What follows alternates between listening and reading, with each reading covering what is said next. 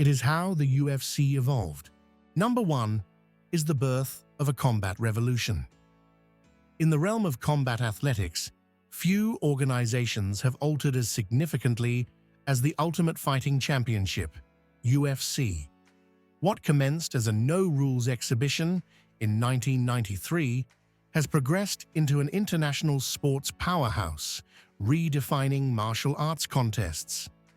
The UFC's voyage is a tale of ingenuity, controversy, and perseverance, one that transformed a once-forbidden sport into a billion-dollar enterprise. But to genuinely comprehend its ascent, we must return to the very start, when a small faction of pioneers endeavored to resolve one of the most argued queries in martial arts history. Which combat discipline is the most efficient? With conventional martial arts frequently depending on hypothesis rather than practical engagement, the concept of a contest that pitted styles against one another ignited vast curiosity and fascination. It was an idea that would permanently reshape the domain of hand-to-hand combat and stretch the boundaries of human resilience and expertise. The UFC was prepared to defy orthodox fighting beliefs, compelling the world to reconsider what it genuinely meant to be a martial artist in actual combat situations. That inquiry resulted in the creation of UFC 1, conducted on November 12, 1993, in Denver, Colorado. Established by Art Davie, Rorion Gracie, and Bob Meyrowitz, the event was structured to position distinct martial arts against one another in an unfiltered, unscripted showdown. Fighters from karate, boxing, wrestling, kickboxing, and Brazilian Jiu-Jitsu entered the cage with minimal restrictions, no weight categories, and bare-knuckle intensity. It was as genuine as it could be, a contemporary gladiatorial confrontation that astonished viewers and cultivated an underground audience. Unlike other combat sports, where regulations and protective measures dictated the proceedings, the UFC provided an unaltered glimpse into what truly prevailed in a battle. What transpired that evening would lay the groundwork for a combat transformation, with one name emerging as an improbable champion, Royce Gracie. The triumph of the event guaranteed that a fresh era of mixed martial arts had begun, eternally modifying the perception of hand-to-hand combat on a global scale. Number 2 is the rise of Royce Gracie, a relatively small and modest Brazilian combatant, participated in UFC 1 as a representative of his family's martial discipline, Brazilian Jiu-Jitsu. Unlike the robust strikers and wrestlers in the competition, Gracie depended on technique, leverage, and ground dominance to dismantle his adversaries. In an astonishing demonstration of supremacy, he subdued 3 competitors in a single night, validating that grappling was the ultimate equalizer in a bout. His effortless triumphs over considerably larger and stronger challengers conveyed a formidable statement. Sheer size and brute force were inadequate against superior skill and strategy. The Gracie ideology centered on patience and precision, proving that fighting was not merely about power, but also about intelligence and adaptability in unpredictable circumstances. His victories made it evident that raw strength alone was insufficient in a real altercation, compelling martial artists globally to reconsider their training methodologies and adjust to this evolving combat environment. Gracie's success not only highlighted the effectiveness of Brazilian Jiu-Jitsu, but also reshaped the perception of martial arts permanently. Admirers and fighters alike recognized that striking alone was inadequate. Ground combat had to be mastered. This realization fueled the expansion of MMA, with training centers across the globe hastily incorporating grappling techniques into their regimens. His supremacy in the early UFC contests compelled other fighters to reassess their tactics and incorporate submission defense into their arsenals. Number 3 is the no-rules era and public outrage. During its formative years, the UFC was an unrestrained, unregulated spectacle advertised as a real-life blood sport. There were no gloves, no weight divisions, and barely any regulations. Competitors could headbutt, strike a grounded foe, and even target the groin. This raw and untamed aggression elicited both fascination and fury. While ardent fans relished the unpredictability and authenticity, detractors perceived it as nothing more than human cockfighting. Politicians and media figures, including Senator John McCain, spearheaded intense campaigns against the UFC, advocating for its prohibition throughout the United States. The ferocious nature of the bouts made it arduous for the organization to secure sponsors or obtain television contracts, further relegating it to the outskirts of mainstream sports. The controversy regarding its legitimacy imperiled the very existence of the sport, as leading networks distanced themselves from what was deemed sheer barbarity without supervision. The backlash was immediate and harsh.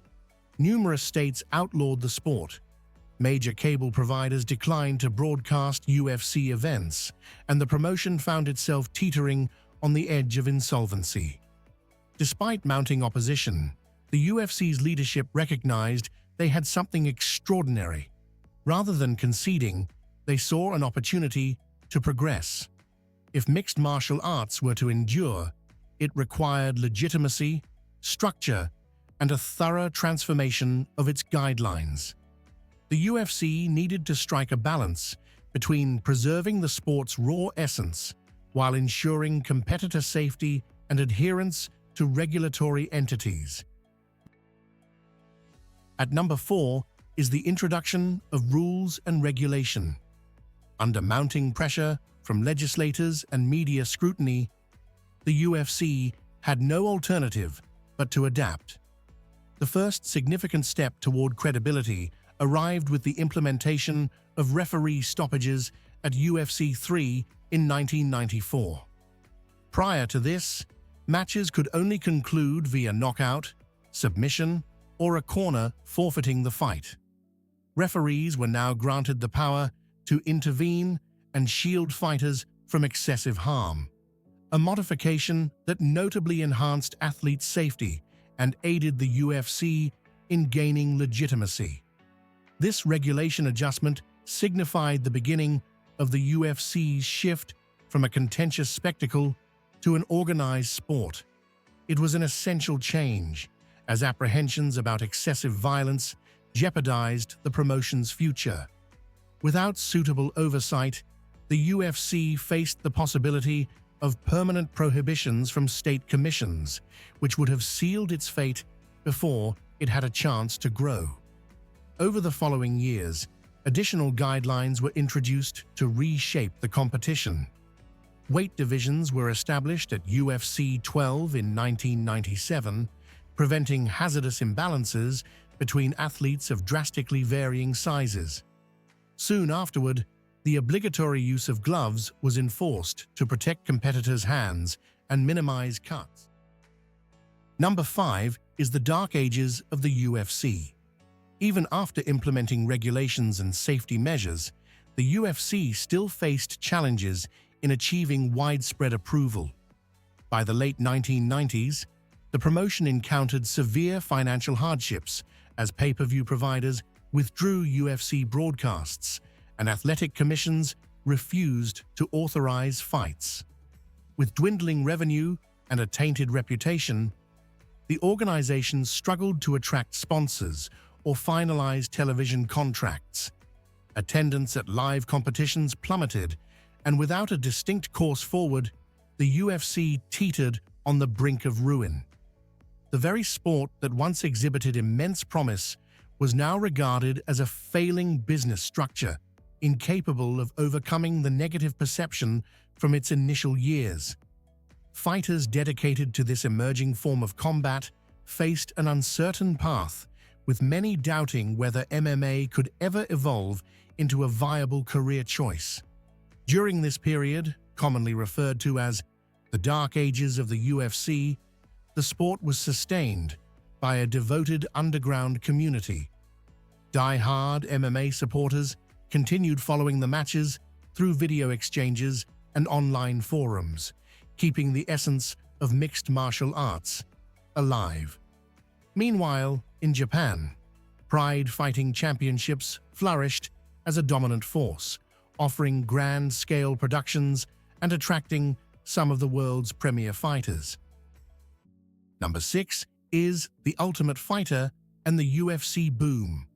With the UFC still grappling to secure mainstream attention, the Fertitta brothers took a massive risk in 2005 by financing a reality television series called The Ultimate Fighter, TUF. The program followed a group of aspiring combatants living and training together while competing for a UFC contract. Aired on Spike TV, TUF introduced mixed martial arts to an entirely new audience, humanizing fighters and showcasing their perseverance, hardships, and personalities beyond the octagon.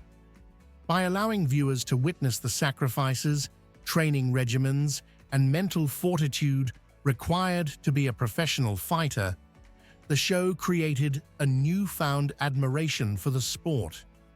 It was the breakthrough the UFC had desperately needed, as the reality format resonated with mainstream audiences who had previously dismissed MMA as excessively violent or unstructured.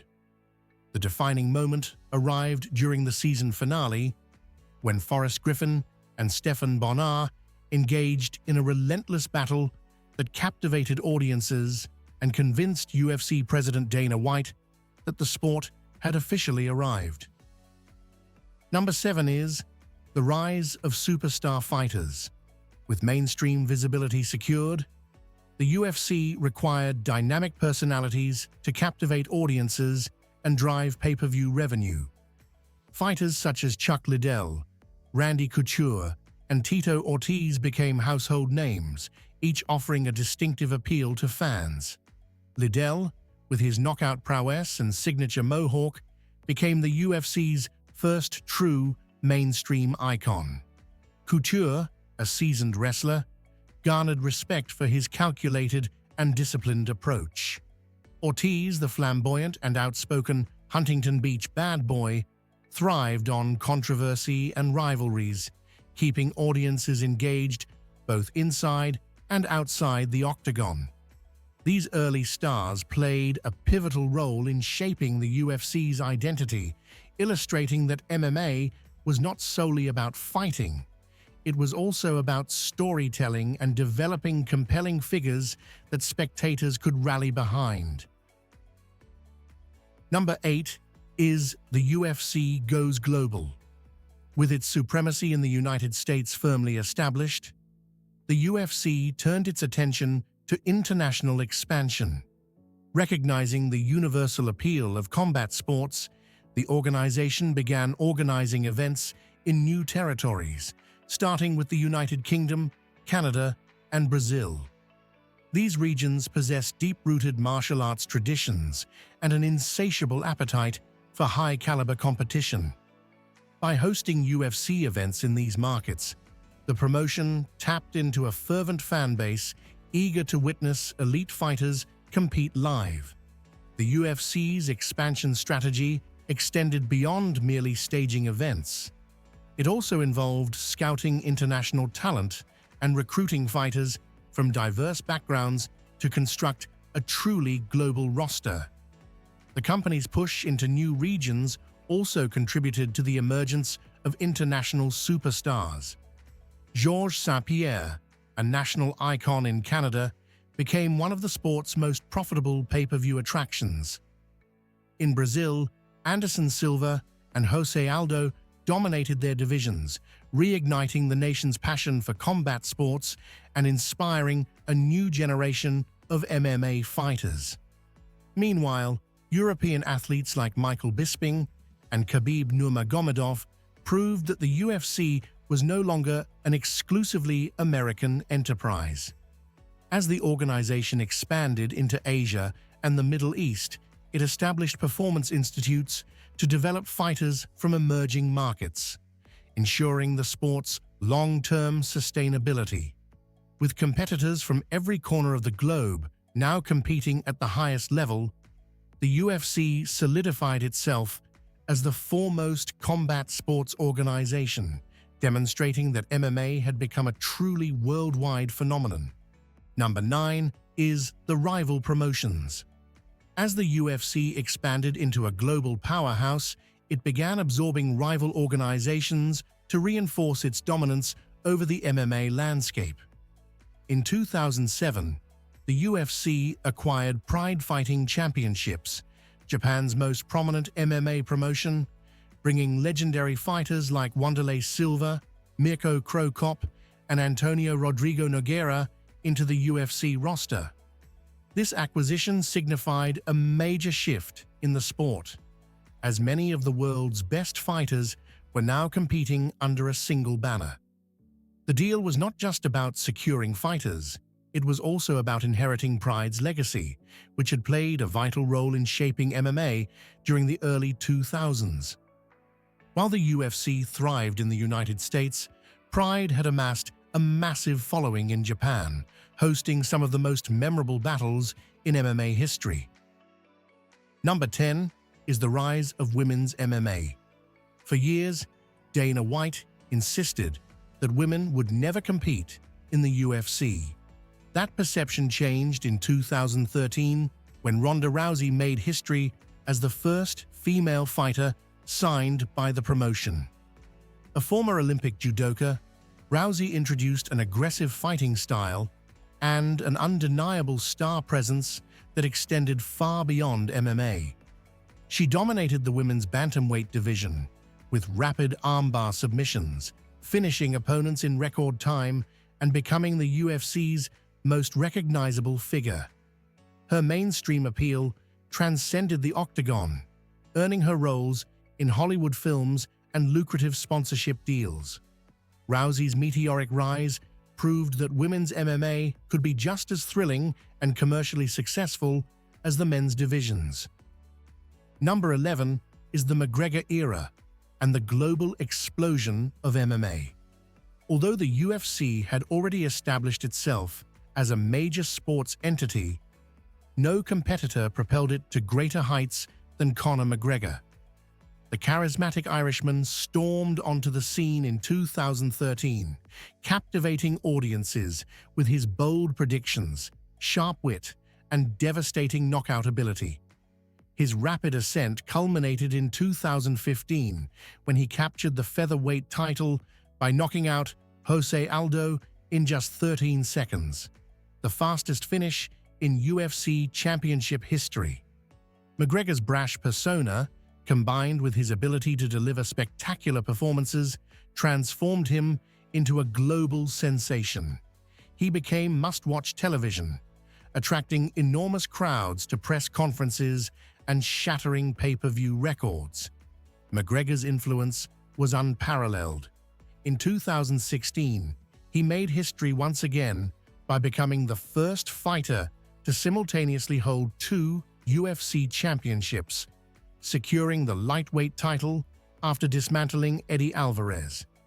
His fights generated record-breaking revenue, and his reach extended beyond MMA when he transitioned into boxing for a super fight against Floyd Mayweather in 2017.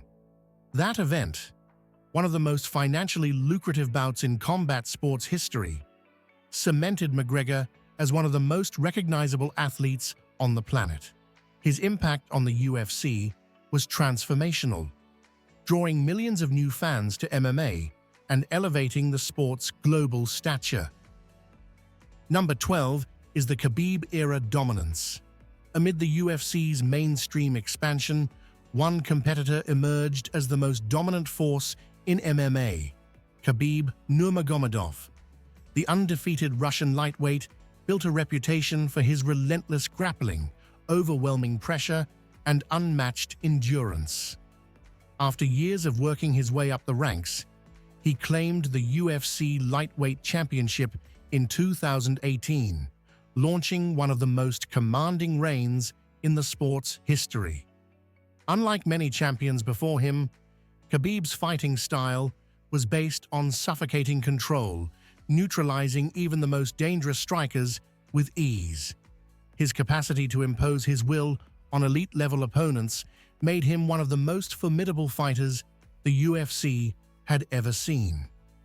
Khabib's defining moment arrived in 2018 when he defeated Conor McGregor in the most highly anticipated pay-per-view event in UFC history at UFC 229. The fight's intense build-up, personal animosity, and post-fight chaos made it one of the most unforgettable moments in combat sports. In 2020, Khabib retired undefeated with a flawless 29-0 record, leaving behind a legacy of excellence and respect. His impact not only elevated MMA's popularity in Russia and the Middle East, but also reinforced the significance of elite grappling in the modern UFC landscape. Khabib's departure left a gap in the lightweight division, sparking debates over who would inherit the throne of dominance he had created during his reign. Unstoppable growth. In 2020, the world faced an unprecedented crisis as the COVID-19 pandemic brought global sports to a halt. While major athletic organizations shut down indefinitely, the UFC, under Dana White's leadership, became one of the first leagues to resume operations.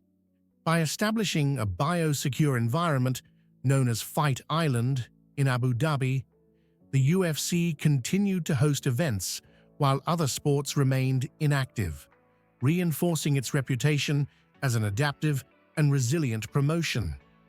The Fight Island concept captivated fans worldwide, offering a unique venue where fighters competed under strict health protocols. This move not only ensured that the UFC remained operational, but also demonstrated its ability to innovate in challenging times. Number 13. The rise of a new generation of champions. As the UFC emerged from the pandemic era, a new wave of fighters took center stage, redefining the sport with their unique styles and dominant performances. Israel Adesanya, a former kickboxing standout, dazzled audiences with his precision striking and charismatic personality, ruling over the middleweight division.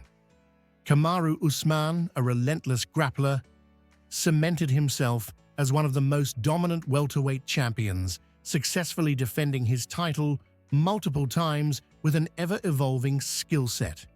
Meanwhile, Francis Ngannou captivated the world with his unmatched knockout power, securing the heavyweight championship in 2021 and solidifying his place as one of the most feared punchers in UFC history.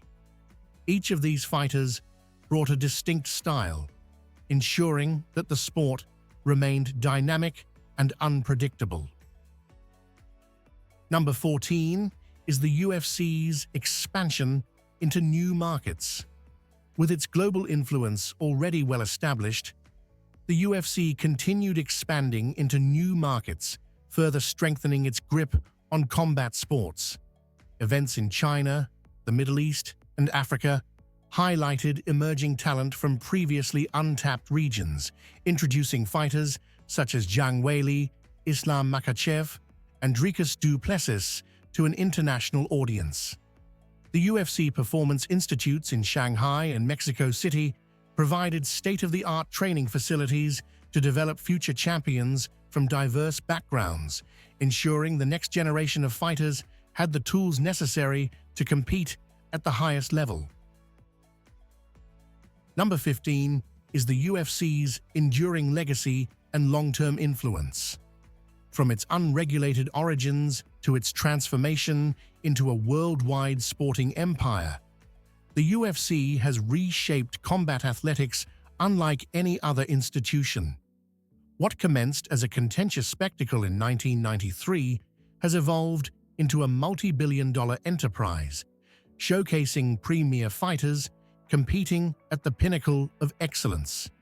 The emergence of iconic figures, pioneering rule adaptations, and the UFC's unparalleled ability to evolve and broaden its horizons have solidified its status as the foremost authority in mixed martial arts. The organization has withstood political resistance, financial hardship, and public scrutiny, emerging more formidable with each challenge. In the present day, UFC events fill arenas across the world, setting new benchmarks in viewership and revenue, affirming its dominance as a sports behemoth.